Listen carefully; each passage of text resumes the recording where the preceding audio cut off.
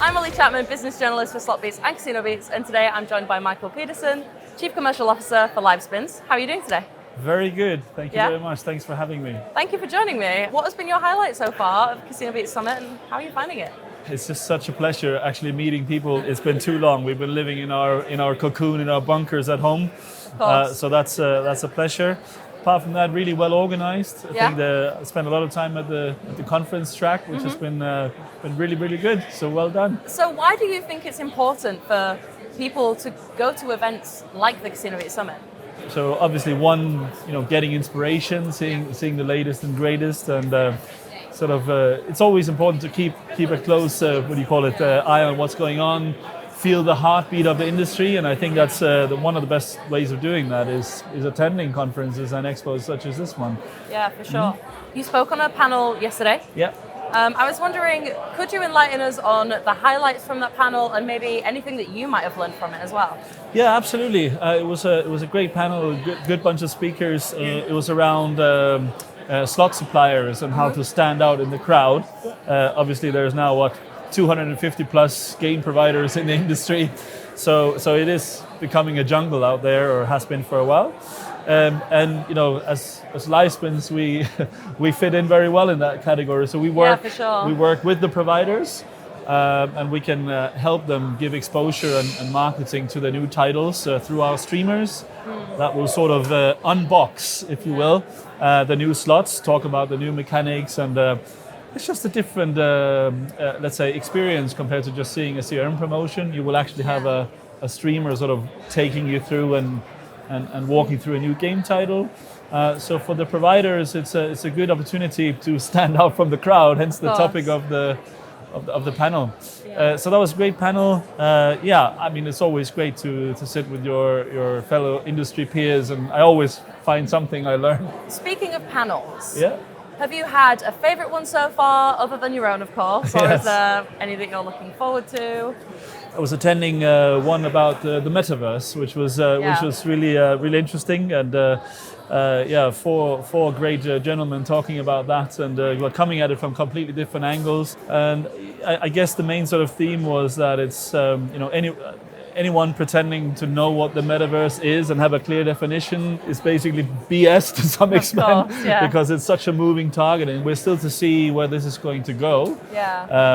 So that was interesting, but they all had different angles on it, and it was moderated by Mark from the weekend, who always has a great perspective on things as well. Coming back to iGaming, in your opinion, how important is the social aspect of that? I mean, what we do effectively is, instead of just watching a casino streamer passively on Twitch or YouTube, Livespins now enables players to bet behind not only the player and the streamer, but multiple players at the same time. So all of that combined creates a group experience, or a social experience, whatever you want to call it. And we strongly believe that a bigger and bigger chunk, or a bigger segment of players are looking for that kind of experience. Apple is doing it. Disney Plus is introducing sort of social mechanics to their digital entertainment products. But when you look inside iGaming, we still feel we have quite some path to go. But we think it's very important that we adapt and we listen to these kind of trends, because otherwise we will eventually become irrelevant, or there will be a bigger and bigger segment of players that will not find the type of entertainment that they want to consume. We're a huge fan of this.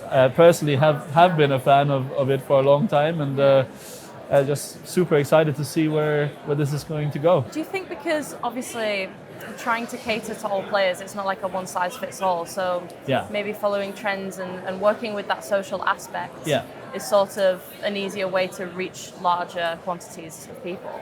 There is definitely a bigger and bigger chunk of players that have grown up with if you take computer gaming, playing a computer game in isolation only against the computer.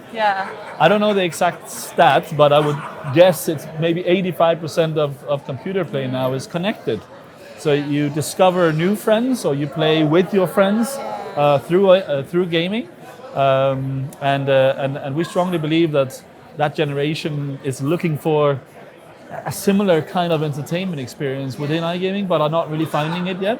And that's the category that Livespins wants to lead. So obviously we're in Malta today, and within the industry, Malta is sort of renowned as like the hub of iGaming. And I was wondering, why do you think this region is so important within the iGaming ecosystem? Yeah, I mean, I think it goes back in the days for Malta having the foresight of being one of the first licenses you could achieve if you wanted to target Europe, right? So you needed an MBA license, and in order to get an MBA license, to some extent, you had to be present in Malta, right? So that's where it all began for many moons ago. It feels like now, at least.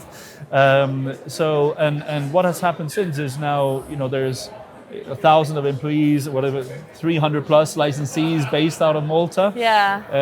And the whole ecosystem in Malta has started catering, towards the industry. You can now do a bachelor or master's program targeted to go and work in iGaming afterwards. The technology suppliers locally on the island has grown up and sort of started catering a lot more to the industry.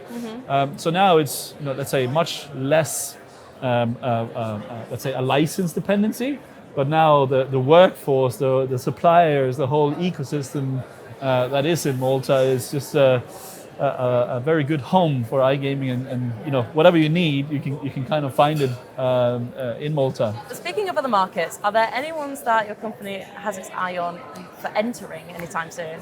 So we have let's say two strategies for now. One is .com, and the other one is New Jersey.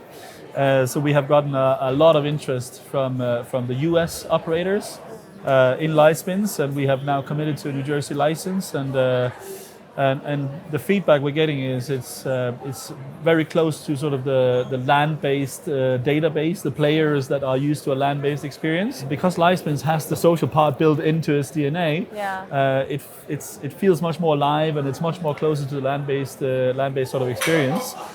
So that's sort of the initial strategies within .com. Getting a lot of interest from the Asian market as well, where obviously live streaming and anything sort of social is kind of their home. They're like years ahead of us, right? So I don't know if you follow it, but now what they call social shopping.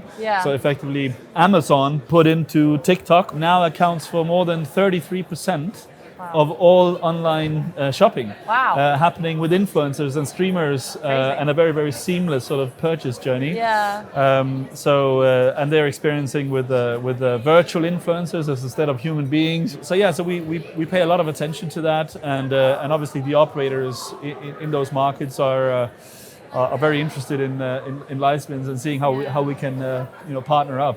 What else can we look forward to seeing from you in the near future? So today we're offering slots and bet behind functionality, but we don't really see Livespins as a product. We strongly believe there is a whole new sort of vertical coming out, and it's not really slots because that's done in isolation, and it's not really live dealer, which is typically table games or game shows. So there's something sitting in the middle, we believe, where it's a live experience, but it's not necessarily table games. So we start with slots and bet behind, like I say. But we're experimenting with a lot of other formats. We're also trying to, as opposed to looking at it from a gambling perspective, looking at it from an entertainment perspective. Because effectively, what Livespins is doing is putting, I guess the best way to explain it is like a TV station inside the lobby of the operator, and you could use that for so many things. It could be a DJ doing a live performance while spinning slots. It could be a band. It could be I mean, there's so many ways of doing it. So we look forward to exploring that sort of technology together with our early partners who are open to be innovative and have the courage to explore that space together with us, so we can help with that technology and team up with the operators to make that happen. Yeah, I can't wait to see what you come out with. Yeah, me neither. It's going to be fun. That's all the questions I had for you today. Thank you so much for joining me, and thank you for your time. Thank you for having me.